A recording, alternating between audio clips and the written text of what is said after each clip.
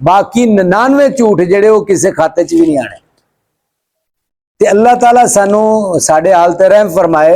ये फितनियां दा दौर है, ये फितनियां दा दौर है। इस वक्त कुछ लोग ऐसे ने जेड़े अपनी दुकानदारी चमकाण वास्ते, अपनी दुकानदारी दीन दी नहीं गल, अपनी दुकानदारी चमकाण वास्ते ऐसे मसाइल सामने लियादे ने, ऐसियां गल्लां सामने लियादियां ने कि जिहड़ियां हाईलाइट हो जांदियां, लोग देख के उहदी तरफ मुतवज्जो हुंदे ने और उहदी आड़ दे विच फिर वो अपना जिहड़ा अंदरूने खाना जिहड़ा उहनूं की कहा जाए, खुब से बातन जिन्हों कहा जाता है, उनका फिर इजहार इस दा दबे लफ्ज़ां दे विच कीता जाता है।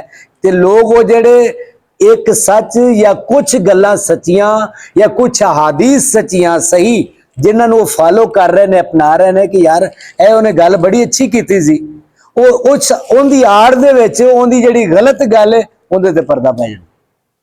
ये फितने दे दौर दे विच ये चीज़ां रूनमा हुईयां ने।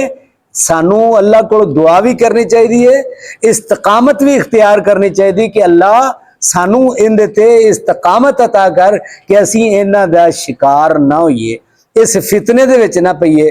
क्योंकि नबी मुकर्रम सल्लल्लाहु अलैहि वसल्लम ने फरमाया, मेरे सहाबा एक वक्त आएगा जिहड़ा पुरफितन दौर होएगा, बड़े फितने होणगे और वो इन्ना कु फितने उहदे च आम होणगे, ज्यादा होणगे कि जिहड़ा बंदा खड़ा है उहदे नालों बैठा चंगा है।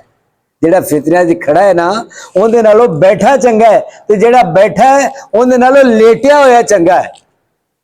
अल्लाहु अकबर। मुअज़्ज़िज़ सामीन, ये उस इस वक्त जिहड़े हालात चल रहे ने, एक दूसरे दी पगड़ियां उछालना, एक दूसरे ते हमले करने, दीन दी आड़ चा के अहादीस नूं मद्देनजर रख के उलमाए किराम या वो लोग जेड़े साडे अंदर एक अहले इल्म समझे जाते हैं या उन्हां दी एक अहमियत है, उन्हां दे इल्म दी बिना ते उन्हां ते कीचड़ उछालना और अपने उत्ते पर्दा पाना या दीन नूं इस तरह रखने उहदे विच पैदा करके दूसरे लोगों के ज़हनां नूं खराब करना, ये भी एक बहुत वड्डा फितना है।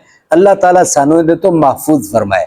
लिहाजा ऐसे मुआमलात दे अंदर बजाय इसदे कि असी किसी शख्सियत वाले जाइए, किसी शख्सियत परस्ती का शिकार बनीए या किसी शख्सियत नूं इन्ना असी अहम बना लीए, सानू हुक्म की अल्लाह ताला फरमांदे वातसिमू बिहब्लिल्लाहि जमीआ वला तफर्रकू वज़कुरू निअमतल्लाहि अलैकुम। अहले ईमान वास्ते, अहले ईमान दा शेवा है कि वातसिमू बिहब्लिल्लाहि जमीआ। ये पुरफितन दौर दे अंदर तुसी अगर इस्तिमसाक करना है तो अल्लाह दी किताब दे नाल करना है। अगर तुसी अपने आप नूं मजबूती दे नाल चिपका के रखना है तो रसूलुल्लाह दी सुन्नत दे नाल अपनाना है, रसूलुल्लाह दे फरमान दे नाल चिमटा के रखना है। अगर इन्हां दोवां चीज़ां नूं असी पकड़े रखिए, इन्हां ते अमल पैरा रहिए तो फिर जिन्ने मर्जी फितने आ जाण वो इंशाअल्लाह साडे ईमान नूं हिला नहीं सकदे। ते जदों असी इन्हां दोवां चीज़ां नूं छड्ड के तीसरी चीज़ शख्सियत परस्ती विच आ गए, शख्सियत परस्ती माइंड नहीं करना, महसूस नहीं करना, साडे अंदर भी ये चीज़ां पैदा हो चुकियां ने। जिन्हां नूं असी मुकल्लद कहने ना, तकलीद करने वाले, वो तो तकलीद करते हैं, खुल खिला के करते हैं, ऐलान करते हैं, दस के करते हैं कि असी फलां दी तकलीद करते हैं, लिहाजा यजिब अलैना तकलीद इमामिना, साडे ते वाजिब है असी इमाम दी गल बनीए, वो खुल खिला के दे। लेकिन साडे अंदर असी जेड़े अपने आप नूं अतीउल्लाह व अतीउर रसूल मनने हैं, असी जेड़े रसूलुल्लाह सल्लम दे फरमान और अल्लाह दे फरमान नूं फॉलो करने वाले हैं, साडे विच तीसरी चीज़ आ गई है शख्सियत परस्ती। जरा गिरेबान च झांक के देखो शख्सियत परस्ती की हुंदी है। शख्सियत परस्ती यही है कि साडा फलां इमाम, साडा फलां आलम, साडा फलां मुजतहिद, उन्हें कह दिता बाकी सारा खत्म। साडे फलां इमाम ने या साडे फलां आलिम ने यह गल कर दी है, बाकी सारे दे मसले खत्म हो गए।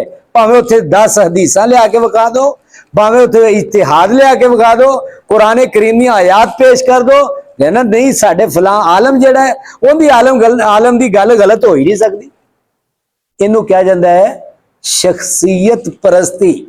ਜਦੋਂ ਕੁਰਾਨ ਔਰ ਹਦੀਸ ਸਾਹਮਣੇ ਆ ਜਾਏ, ਉਹਦੇ ਮੁਕਾਬਲੇ ਦੇ ਵਿੱਚ ਸ਼ਖਸੀਅਤ ਪ੍ਰਸਤੀ ਲਿਆ ਕੇ ਕਿਸੇ ਇਨਸਾਨ ਨੂੰ, ਕਿਸੇ ਆਲਮ ਨੂੰ, ਕਿਸੇ ਇਮਾਮ ਨੂੰ ਲਿਆ ਕੇ ਕੁਰਾਨ ਦੀ ਗੱਲ ਨੂੰ ਰੱਦ ਕਰ ਦੇਣਾ, ਰਸੂਲੁल्लाह ਦੇ ਫਰਮਾਨ ਨੂੰ ਰੱਦ ਕਰ ਦੇਣਾ, ਜਾਂ ਆਪ ਦੀ ਸੁन्नत ਤੋਂ ਇਰਾਦ ਕਰ ਲੈਣਾ, ਮੂੰਹ ਮੋੜ ਲੈਣਾ, ਇਹਨੂੰ ਸ਼ਖਸੀਅਤ ਪ੍ਰਸਤੀ ਕਿਹਾ ਜਾਂਦਾ ਹੈ। ਭਾਈਓ, ਅੱਜ ਕੱਲ ਸਾਡੇ ਅੰਦਰ ਇਹ ਸ਼ਖਸੀਅਤ ਪ੍ਰਸਤੀ ਦਾਖਲ ਹੋ ਚੁੱਕੀ ਹੈ ਸਾਡੇ ਅੰਦਰ। ਕੋਈ ਥੋੜਾ ਹੈ, ਕੋਈ ਜ਼ਿਆਦਾ ਹੈ, ਕੋਈ ਬਹੁਤ ਜ਼ਿਆਦਾ ਹੈ।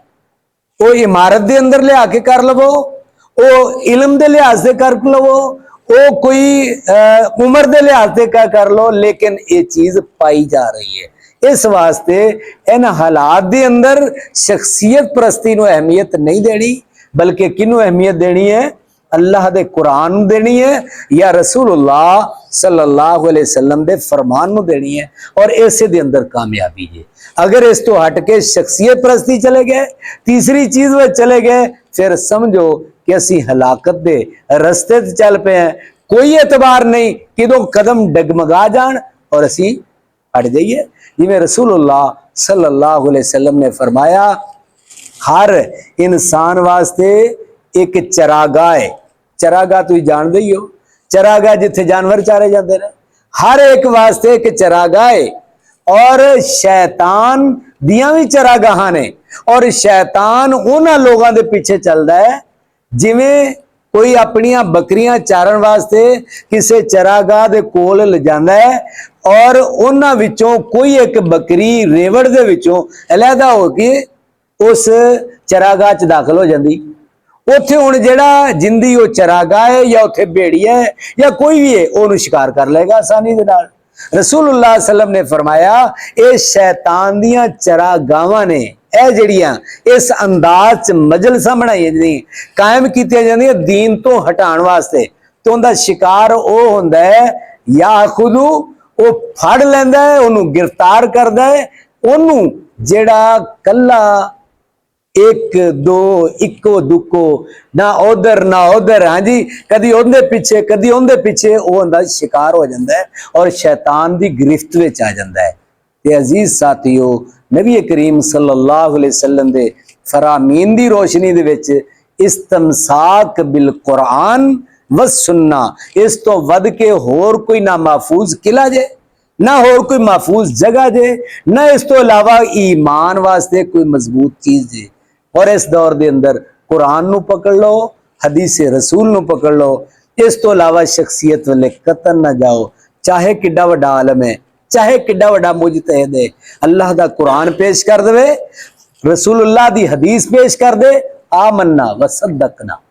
अगर कुरान और हदीस नहीं, जिड्डी मर्जी वड्डी गल कर दे, साडे वास्ते वो काबिले अमल या काबिले हुज्जत नहीं। अल्लाह ताला को दुआ है, अल्लाह हर किस्म के फितनियां तो सानू महफूज रखे। आखिर दावाना अल्हम्दुलिल्लाह।